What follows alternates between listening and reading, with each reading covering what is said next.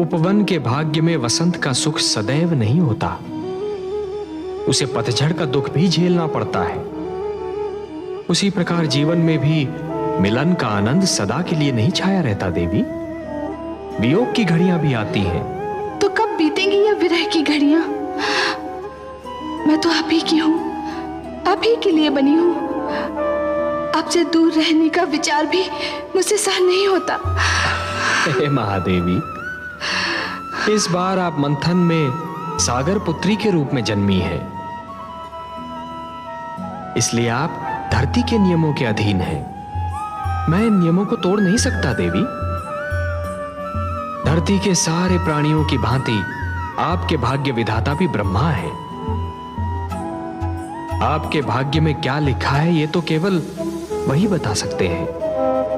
तो मैं ब्रह्मा जी के पास जाऊंगी, उनसे पूछूंगी कि मुझ पे ये अत्याचार क्यों किया जा रहा है, मुझे अपने नारायण से क्यों दूर किया जा रहा है।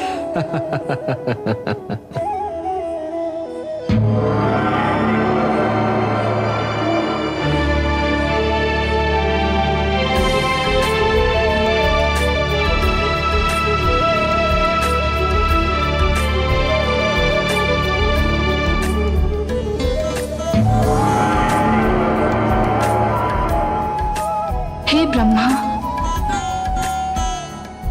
हे आदि प्रजापति,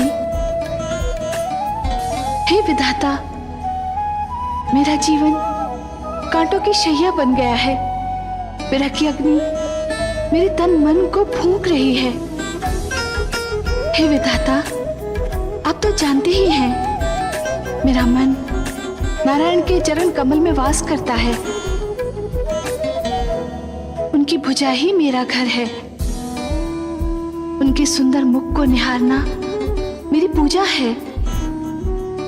उनसे दूर बीता एक पल मेरे लिए युग के समान है। फिर मुझे उनसे दूर क्यों किया जा रहा है?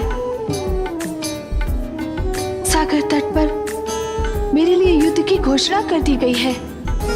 आपके लिए युद्ध की घोषणा? हाँ विधाता, मेरे लिए युद्ध घोषित किया गया है। देवता और दानव मेरे लिए झगड़ रहे हैं। देवता चाहते हैं कि मैं उनकी संगति में रहूं, और दानवों की इच्छा है मैं उनकी संपत्ति बन जाऊं।